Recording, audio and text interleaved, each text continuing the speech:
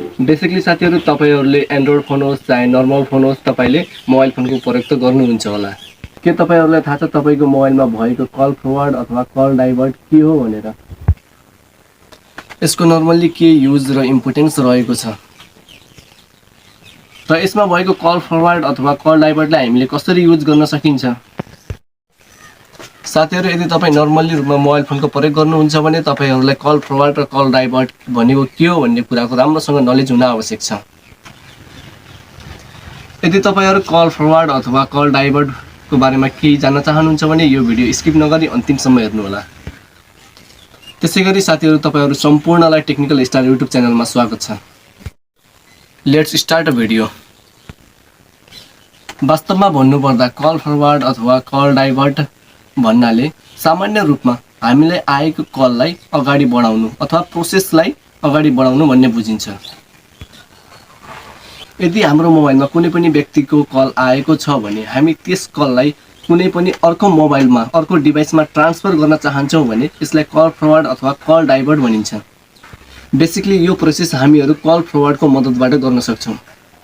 For example यदि तपाईहरु र तपाईको साथीहरु दुई जना मिलेर फोनमा कुरा गर्दै हुनुहुन्छ भने त्यस्तो समयमा थर्ड पर्सन अथवा अरु कुनै व्यक्तिको फोन तपाईको मोबाइलमा आयो भने त्यो फोनलाई जस्तै तपाईको घरमा भएको नेक्स्ट फोन अथवा नेक्स्ट डिभाइसमा तपाईले चाहनुहुन्छ भने तपाईहरु त्यो कललाई सजिलैसँग अर्को फोनमा ट्रान्सफर गर्न सक्नुहुन्छ। सिम्पली कल फरवर्डिङ अथवा कल डाइभर्टको एडभान्टेज के छ भने हाम्रो मोबाइल फोन बिजी भइरहेको अवस्थामा अथवा नट रिचेबल भइरहेको अवस्थामा सजिलैसँग अर्को डिभाइसमा ट्रान्सफर हुन्छ। अब कुरा गरौँ साथीहरु बेसिकली हामीले आफ्नो फोनमा कल फरवर्ड कसरी युज गर्न सक्छौं त? सिम्पली तपाईहरुको कीप्याड मोबाइल छ भनेपछि तपाईले कल सेटिङमा गएर विभिन्न त्यहाँको अप्सनहरु चेक गरेर कल फरवर्डिङलाई इनेबल गर्न सक्नुहुन्छ र तपाईहरुको यदि तपाईको एन्ड्रोइड फोनहरु छ भने सिम्पली तपाईहरुले आफ्नो मोबाइलमा भएको कल सेटिङमा गएर कल फरवर्डिङ अथवा कल डाइभर्ट भन्ने अप्सन तपाईको फोनमा हुनुहुन्छ। त्यसलाई तपाईले क्लिक गरेर त्यहाँ तपाईहरुले कल फरवर्ड भन्ने अप्सनलाई देख्न सक्नुहुन्छ।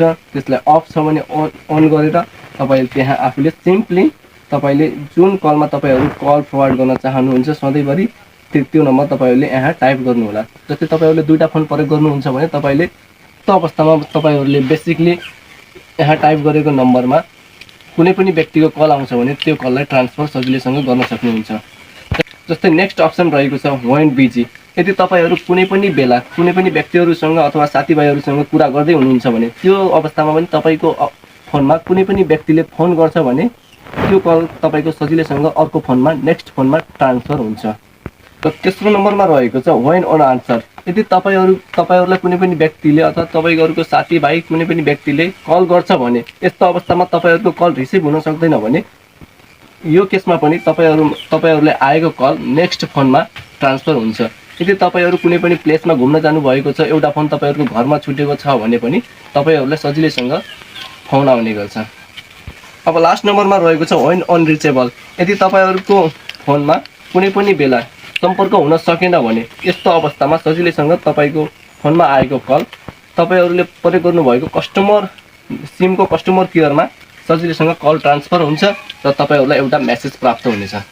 यो त थियो साथीहरु तपाईले कल फरवर्ड अथवा कल डाइभर्टलाई कसरी आफ्नो फोनमा युज गर्न सक्नुहुन्छ र यसका एडभान्टेजहरु तपाईहरुले कसरी लिन सक्नुहुन्छ भन्ने विषयमा। तपाईहरुलाई यो भिडियो मन परेमा भिडियोलाई लाइक, शेयर अनि सब्स्क्राइब गर्न नबिर्सिनु होला। त्यसैगरी भ्याकेन्सी अपडेट र टेक्निकल भिडियो हेर्नको लागि टेक्निकल स्टार युट्युब च्यानलमा रहेको बेल आइकनमा गएर अल नोटिफिकेसनमा क्लिक गर्नु होला जसले गर्दा मैले बनाएका भिडियोहरु तपाईहरुलाई सबैभन्दा छिटो प्राप्त हुनेछन्। आजलाई भिडियोमा यति नै। हस्त धन्यवाद।